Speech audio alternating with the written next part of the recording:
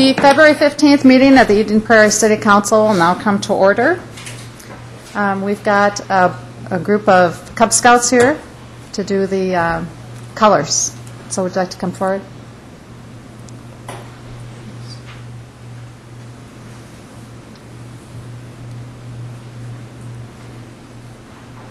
Forward march.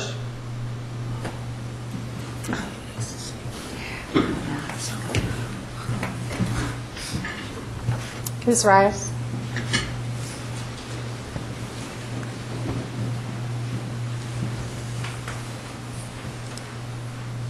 And salute. I pledge allegiance to the flag of the United States of America and to the republic for which it stands, one nation, under God, indivisible, with liberty and justice for all. Ready to? Color guard, retire the colors.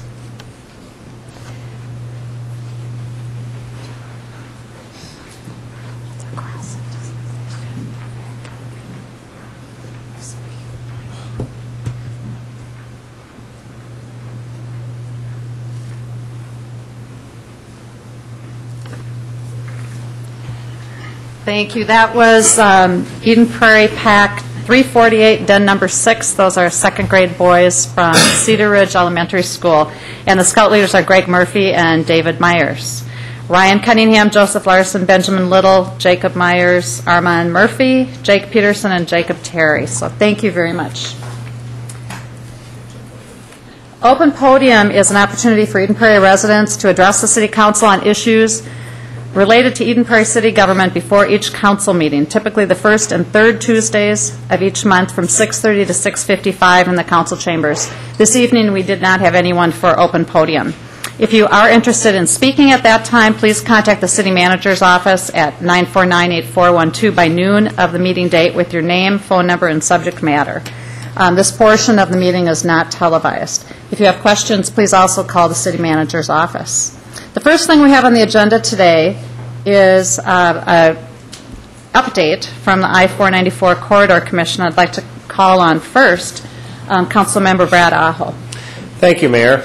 Well, I've been on the I-494 Corridor Commission since becoming a council member. For 6 years I've been on the serving on that commission, and it's a very enjoyable group to be a part of. And tonight we have two of our staff that are members. We have Melissa Madison and Kate with us tonight. And I'd just like to give you a little brief introduction of what the I-494 Corridor Commission does, and then I'll turn it over to Melissa, who is going to give us an update on some of their accomplishments. So first of all, the I-494 Corridor Commission is a group that we really have two focuses. One of our main focuses is legislative, and that is we try to get legislation to help us with transportation projects, specifically in the southwest area. And 494 is one of those key points in the southwest area. And so for the last number of years, quite a few years actually, one of our focuses has been for the I-494-169 interchange. And as you're all aware, that we have been successful, and a lot of people have been working very hard on moving that interchange forward and getting it accomplished. And so now we're under construction. The 494 Corridor Commission began in 1986. And in the year 2002, we started another focus, and that focus really is in commuter services. And so in recognizing that we can't really build our way completely out of congestion, we need to have some other ways that we can help reduce traffic. And so that's really when the commuter services aspect started. And I'll let Kate talk more about that. Just some of our legislative things that we're working on for this year are priorities. One of the main priorities this year is the 494-35W interchange. That interchange is one of the most used interchanges in the whole state of Minnesota, and as anyone that drives in this area of the town, you'll notice that that is always a congested area pretty much any time of day. And so we're working to try to get some action to get that interchange fixed and remedied. Another area of focus is the Southwest Corridor Light Rail Transit Line, focused on getting that put through. Transportation Economic Development Fund. that is really funding that is put forward to try to improve the economy through improvements in transportation. So there's a number of projects that go along with that. And then we have a number of community projects, such as France Avenue and 60 Highway 62 interchange, 77th Street underpass under Trunk Highway 77 connecting to 24th, Xerxes Avenue Bridge over 494, and adding additional lanes on 494 in the Bloomington Strip area. So some really high value projects and some that we can do fairly economically. So those are kind of some of the legislative projects that we're working on. And I am currently the chair of the committee, and I will be for 2 years, so for this year and next year. So with that, Melissa, could you give us a report on some of the accomplishments that you've had as Commuter Services aspect? Wonderful. Well, thank you, Councilmember Aho, and good evening, Mayor Tyler-Lukens, council members, and Mr. Lathammer, members. Thank you for this opportunity to update you on the work that we've been doing in Eden Prairie as well as along the 494 corridor. And thank you especially, council member, for serving as the chairman of our board. So as he mentioned, I'm Melissa Madison, Executive Director of the Corridor Commission and Commuter Services, and my coworker, Kate Meredith, is also here tonight. She is our Director of Outreach, and she'll speak just a little bit later on successes that we're having specifically in Eden Prairie with employers here. So we want to thank you for your long-standing partnership with the Corridor Commission. Eden Prairie was a charter member back in 1986, along with the cities of Edina, Bloomington, Richfield, and Minnetonka. And Dave Lindahl on your staff has been attending Corridor Commission meetings since the very first, for 25 years now. So thank you for your partnership. Tonight we'll present some highlights from our 2010 annual report. Each of you should have a copy of that to refer to as we walk through that. And so we've provided you with a one-page executive summary of the 2010 work plan along with the accomplishments. And I'll just point out a few key accomplishments. On the left-hand column, you'll see the goals, and then the right-hand column indicates the actual results that we achieved. Kate, could you put it up on the screen over there?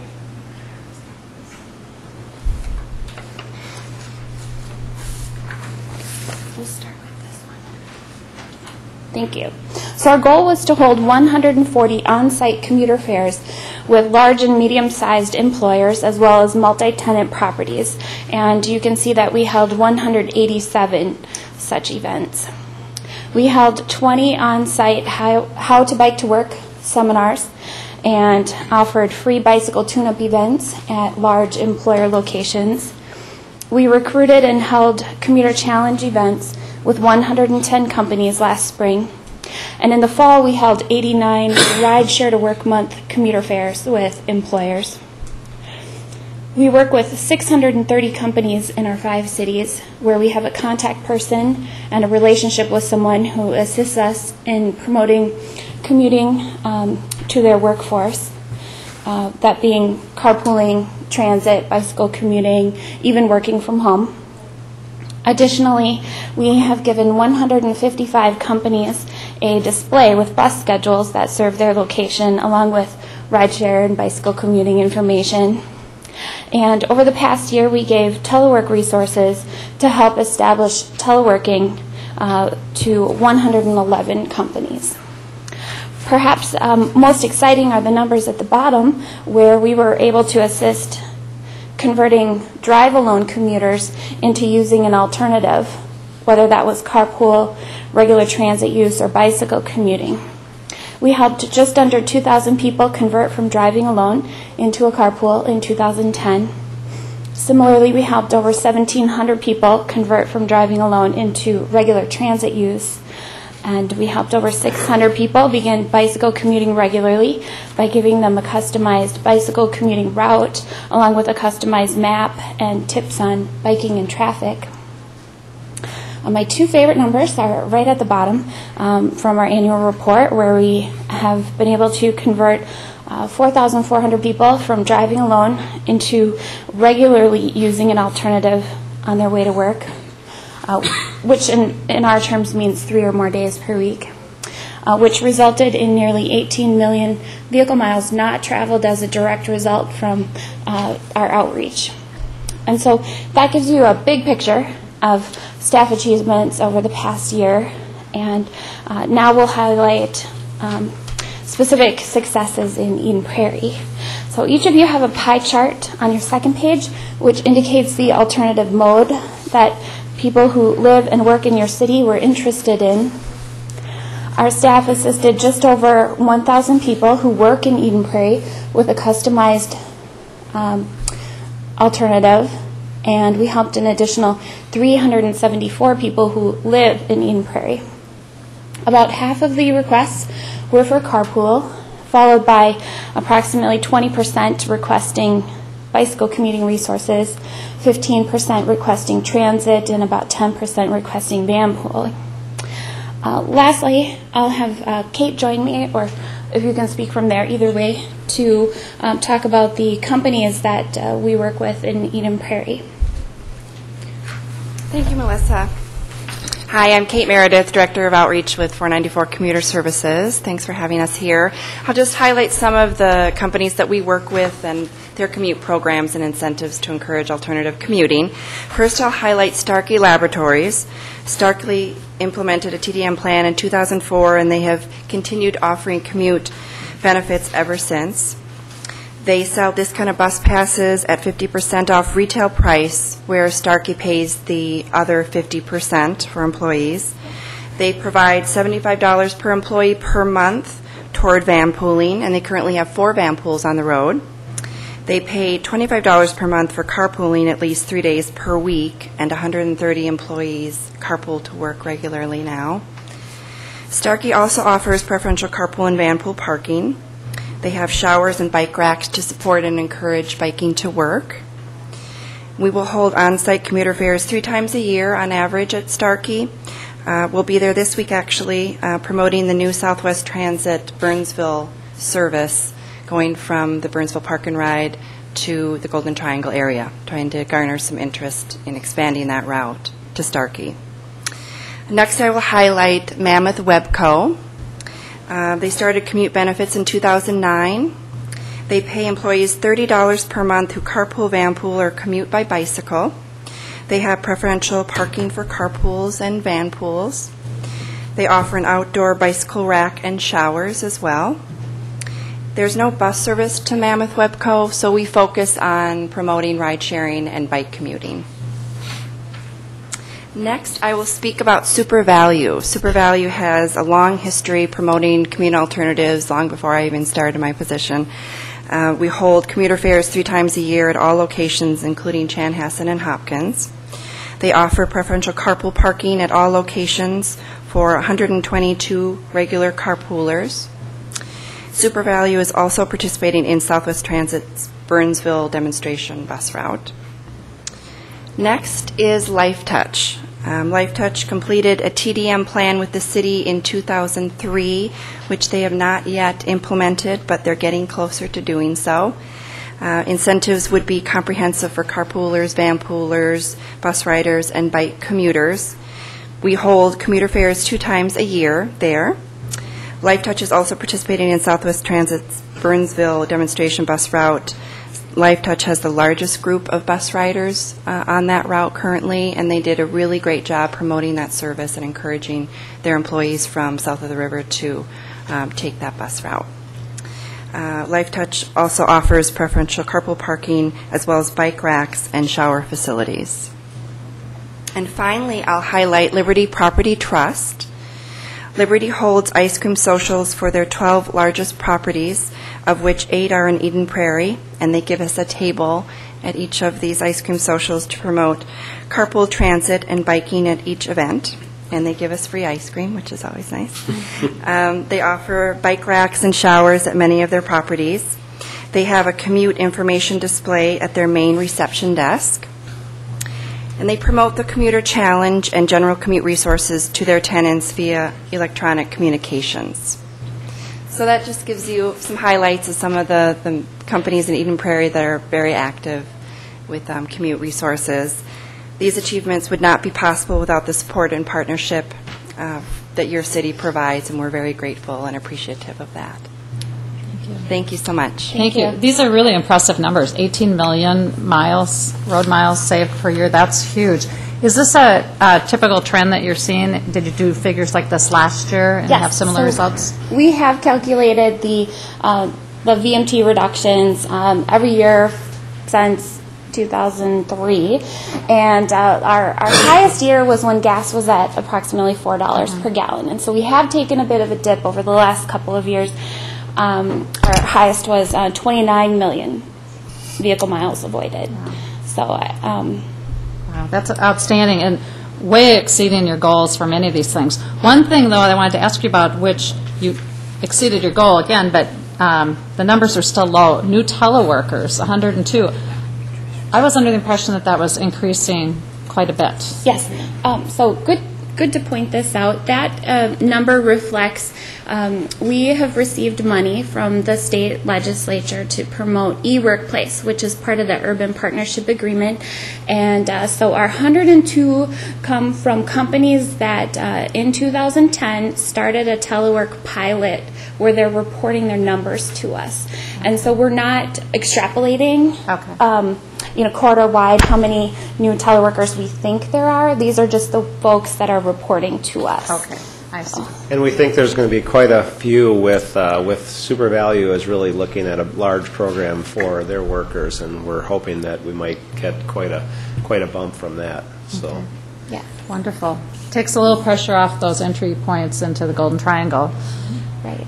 If we can get more of those people telecommuting or using bus service or van pooling or whatever. So this is wonderful, amazing. And I have to brag about our staff a little bit. They have done a phenomenal job and really, like you say, achieving and surpassing their goals. And I think in terms of all the TDMs in the state, our group has really achieved very well. And I mean, really what you look at is what are the measurable results of all the work, and that is the vehicle miles saved. And almost 18 million this year was a pretty phenomenal number. So thank you for all your great work. Yeah, anybody else have any questions? Okay, thank you, Melissa. Thank you, Kate. And thank you, Councilmember Aho, for your leadership with this group for the next 2 years. You're welcome. Appreciate the time you're putting into it. Is there a motion for approval of the agenda and other items of business? Move approval. Second. Any items to add? Hearing none, all in favor of the agenda? Aye. Motion passes. Is there a motion to approve the minutes from the council workshop held on Tuesday, February 1st? Move approval. Second.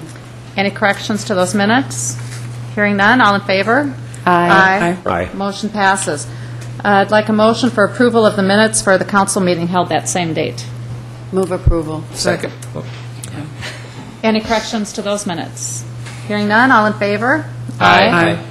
Motion passes. Finally, a motion for approval of the minutes from the special council meeting held on Thursday, February 3rd. So moved. Second. Any items to question there? All in favor? Aye. Okay, we don't have any reports of boards and commissions. We have a consent calendar, and Mr. Lighthammer, I understand there's some things you want to address there. Yes, Your Honor, council members. Just to call your attention to a couple of items, you have a goldenrod sheet for the clerk's license application list, the difference being that highlighted portion of the date being April 29th, 2011. So this is the correct sheet that you would be voting on. And then also for items B and C, we did have a change in time of the sale of the bonds. It's going to be at 11:30 instead of 10:30. That was indicated in your packet. There was another extremely large sale at that time, so we shifted ours. And item J is another one that has a goldenrod sheet for you. And on the very back towards the top, there's a number 26,711,000. That number has changed very slightly, but it is the correct number that's on the goldenrod sheet. So everything else remains the same. Okay. Thank you. Any other questions on the consent calendar? Councilmember Nelson. Just a quick question on vehicle replacement. I assume we're continuing along with getting more either high mileage or vehicles that do fairly well with Gas mileage, is that the case still? That's correct. I'd ask Mr. Dietz if he wanted to add anything to that. No, I don't. Get to my microphone. And the other question is I'm hoping it is, before we're getting rid of the computers, I assume we've checked with any nonprofits around, assuming they still work and such, to find homes? We legally cannot give property away to a nonprofit. What about like to our own housing office and that kind of thing, where they needed some extras at one point? Well, they are a part of our natural budgeting process for that through the housing over at the mall. We do have them on a similar replacement schedule to any other piece. But at one point, they needed 3 or 4 extra computers for potential. For walk-in users. Yeah. Yes. Yep. So we can do that. That we're I able just to do. would hate to get rid of them if they aren't up on that kind of thing yet. That's correct. Yeah. Just before you dispose of them, see if they need them over there. Yes. Okay. All right, is there a motion for approval of the consent calendar? So move. Second. All in favor? Aye. Aye. That brings us to our first public hearing, which is the first reading of an ordinance amending City Code 11.03 relating to minimum width of lots at the right-of-way line. Mr. Lotthammer. Yes, Your Honor. This is officially published as a public hearing in the February 3rd, 2011 Eden Prairie News. You have charts 11A through E that are the development criteria for each zoning district covering density, lot size, lot dimensions, floor area, and height, etc. The new category is minimum lot width at right-of-way line. Historically, the staff has used the category minimum lot width as the lot width at the right-of-way line. However, the definition of minimum lot width explains only how it is measured, which is its own mean width measured at right angles to its mean depth. It is not clear that it applies at the right-of-way line. The Planning Commission voted 4-0 to recommend approval of the code amendment at the January 10th, 2011 meeting. We would generally characterize this as a housekeeping item to better define our process. It is not a significant change, and I would ask Ms. Jeremiah if she had any additional comments to this. Your Honors and council members, I have nothing to add. I think housekeeping is the correct characterization, and none of the lot widths are actually changing. It's just to make sure everybody thoroughly understands where we're measuring it. Okay, thank you. Any other questions for staff? Hearing none, is there a motion? I'm sorry, this is a public hearing. Thank you. Is there anyone in the audience that wants to address the council on the lot zoning issue? Okay. Seeing none, I would move to close the public hearing and approve the first reading of the ordinance to amend City Code Section 11.03, Establishment of District Special Requirements and Performance Standards, to a requirement for a minimum width of a lot at the right-of-way line in the rural R1 44, R1 22, R1 13.5, R1 9.5, RM 6.5, RM 2.5, C-Reg 1215, or is that I? It's I. I2, yeah, I'm sorry. I2, I5, iGen, Pub, OFC, NCOM, CCOM, C-Highway, C-Reg, SIR, and GC districts. That's why they let you do it. Second. Okay, if you're going to make that motion, explain what that is. Yeah, seriously. I want those spelled out.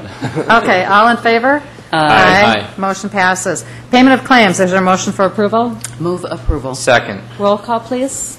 First of all, any items to question there? Okay, roll call, please. Councilmember Aho. Aye. Councilmember Butcher-Wickstrom. Aye. Councilmember Case. Aye. Councilmember Nelson. Aye. Mayor Terrell-Lukens. Aye. Thank you.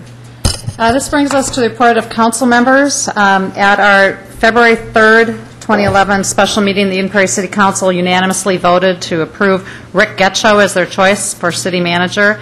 And following that meeting, Councilmember Aho and myself met with the city attorney, the human resource manager, and the recruiter to develop the terms of a contract.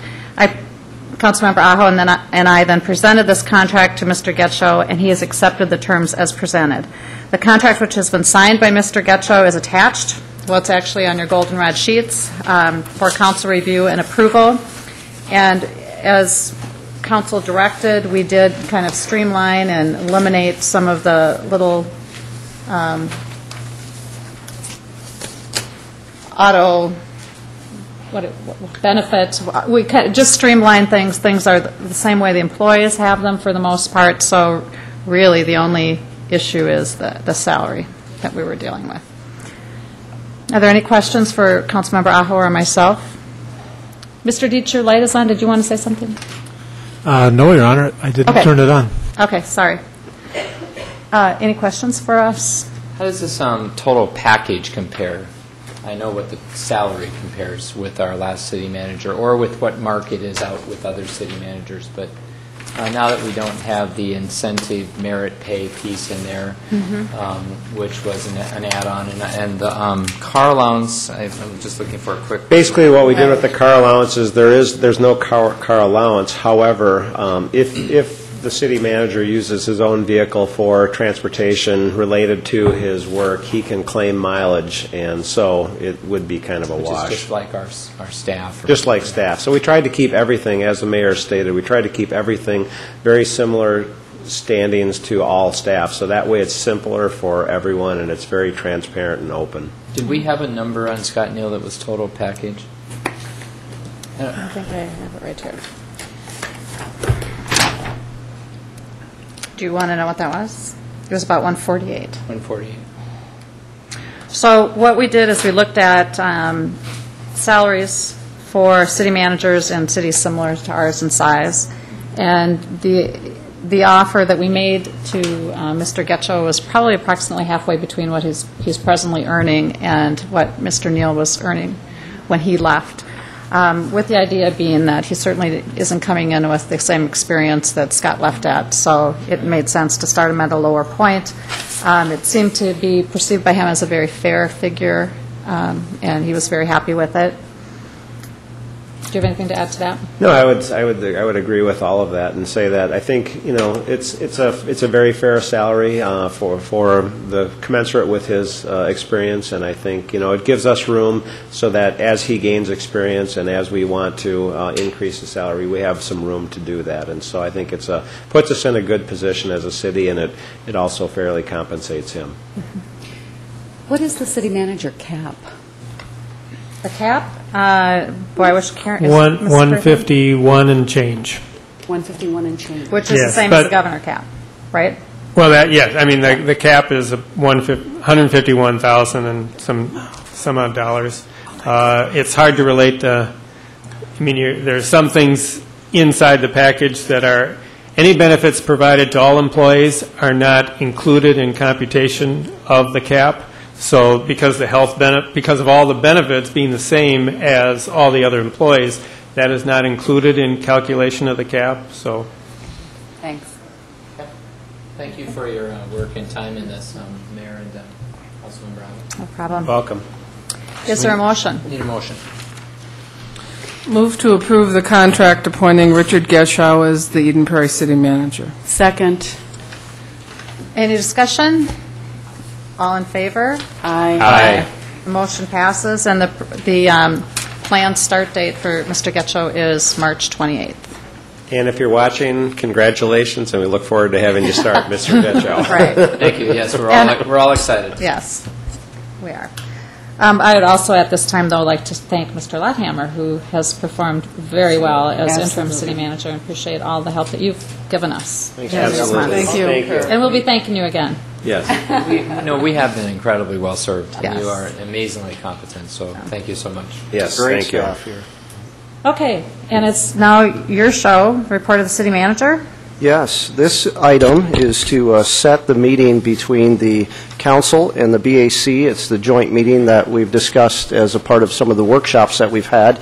It's to meet on April 28th at 6 o'clock, and the intent would be to receive a presentation from a consultant about funding methods and opportunities for capital improvement. So this motion would set that meeting as an official date, and we would move forward to publish that. Okay. I know that Councilmember Wickstrom and I have a Southwest Transit Commission meeting that night, but I think that I can get that moved forward. We're combining our February and March meetings, so I think we can move that one up a little bit. Okay. But regardless, that's the night the BAC normally would meet, Thursdays? That is the night that month that they can meet. Okay. Yes. Okay. There's another So conflict. we'll see what we can do, and if we are not able to change that Southwest Transit Commission meeting, maybe we'll have to talk We'll work on a again. different date Okay. at that point. What is the time? 6 o'clock. p.m. All right, any other questions or comments on that? Want a motion? Sure. I would move to schedule a joint meeting of the City Council and the Budget Advisory Commission at 6 p.m., April 28th, 2011. Second. Any discussion? All in favor? Aye. The motion passes.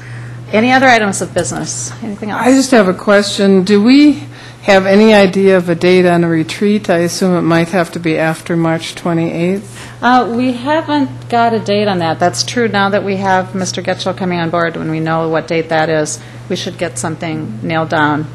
I'll talk to him, or Jay, between the two of us, we can figure out something. Yeah, we can also get an email out to council members with some options once we've talked with him, and then try to seek some schedules back from you and see if we can narrow it down. Okay. All right. Thank you. Councilmember Wickstrom? Yeah, I would just recommend that we give him a few weeks to get his feet wet and understand who we are before we schedule that. Okay. Good point. Okay. Thank you. Anything else? Hearing none, is there a motion to adjourn? So move. Second. All in favor? Aye. Meeting adjourned.